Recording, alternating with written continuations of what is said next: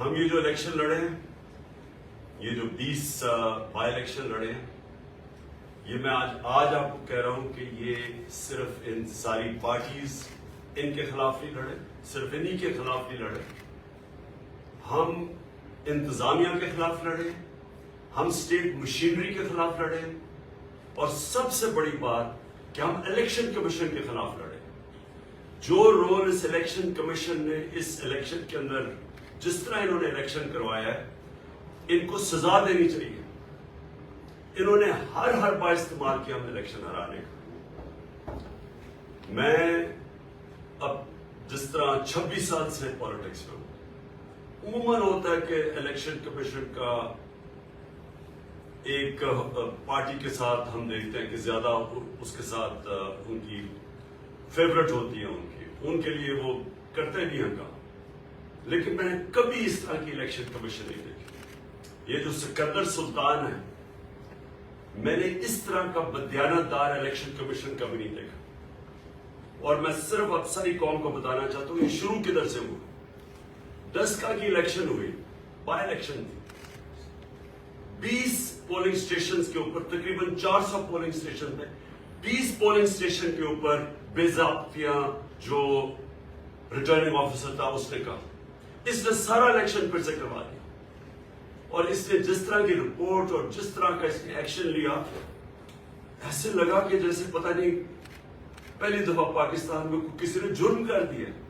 Election ہروایا اس نے، Saint کا election آیا، ہم نے سپریم کورٹ میں گئے، ہم نے سپریم کورٹ کو کہا کہ اس ملک میں 30 سالوں سے سینٹ الیکشن میں پیسہ چلتا ہے، رشوت دی جاتی ہے، ایم پیز کو خریدا جاتا ہے۔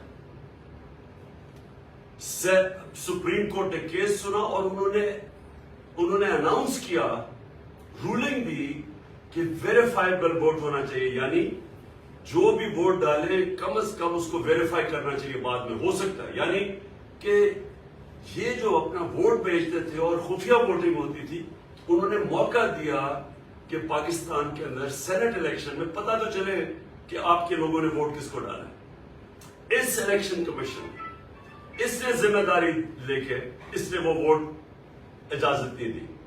اور میں آج دعوے سے کہتا ہوں، جتنا پیسہ چلا اس سینٹ الیکشن میں نہیں سمجھتا کہ پاکستان کی تاریخ میں چلا۔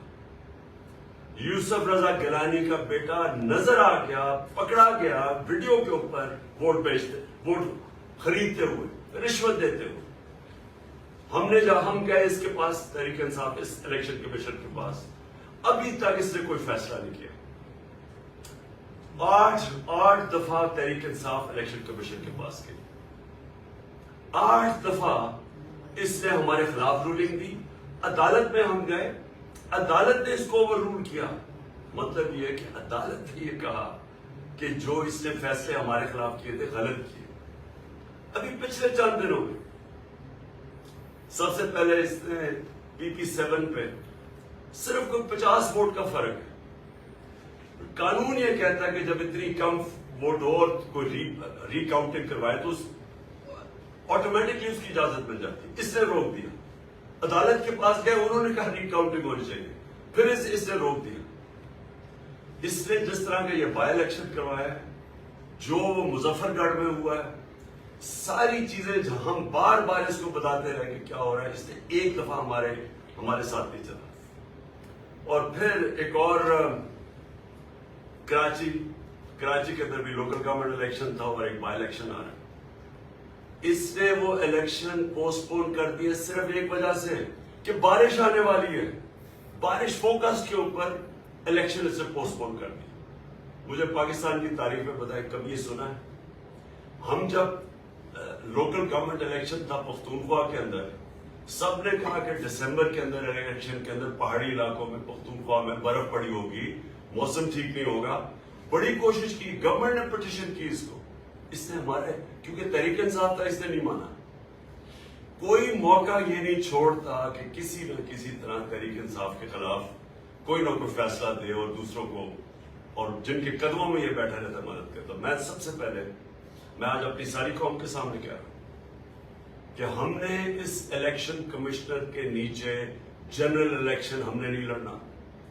पाकिस्तान की सबसे बड़ी जमात, सारे सूबों के अंदर जो जमात जिसका वोट बैंक सारे पाकिस्तान में है, वो जब कह रही है कि इलेक्शन कमिश्नर में बार बार ये मुतनाज़ा है और ये उसके बावजूद इसमें इतना नहीं है कि जब कॉन्फिडेंस नहीं है तो रिजाइन करे। 40 लाख लोगों की इन्होंने वोट बनाई और लोगों को मार दिया जो जिंदा है, इसी के ऊपर इसको रिजाइन करना चाहिए। तो मैं पहले तो ये कहना चाहता हूं कि इसके बावजूद कि इलेक्शन में हर किस्म की धांधली की गई, इसने इलेक्शन कमिश्नर ने पूरी मदद की उनकी।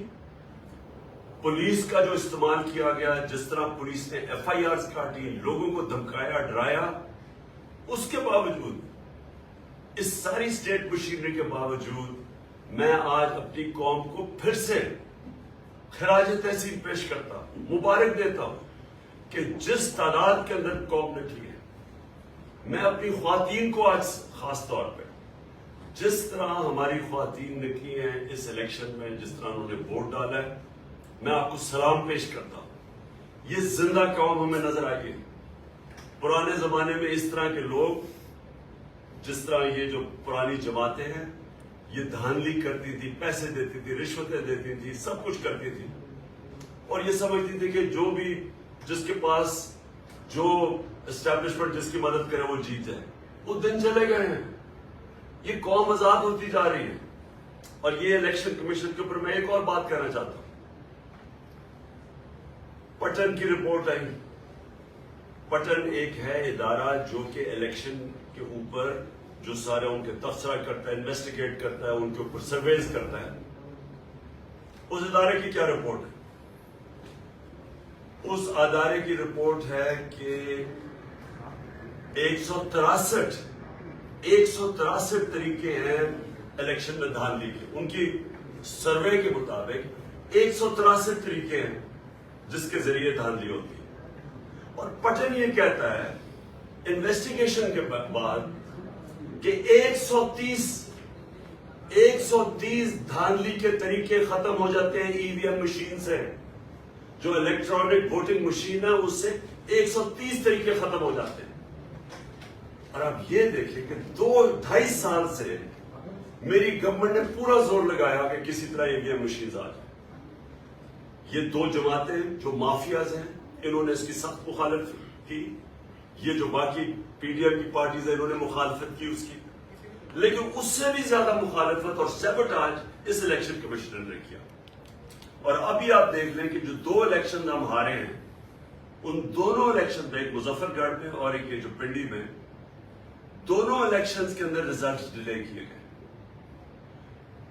EVM मशीन से क्या होता है कि एकदम जैसी इलेक्शन खत्म होता रिजल्ट आ जाता है। जब रिजल्ट डिले करते हैं, जो जुडिशियल कमीशन बैठी थी 2015 में इन्वेस्टिगेट किया, उन्होंने ये कहा कि सारा जो धांधली होती है वो जैसी पोलिंग खत्म होती है और उसके बाद जो रिजल्ट आता है। और ये ही पटन की अब रिपोर्ट आ गई है। और इसीलिए हम चाहते थे कि EVM मशीन हो ताकि साफ और शफाफ इलेक्शन हो। इस इलेक्शन कमीशन ने उसके खिलाफ किया।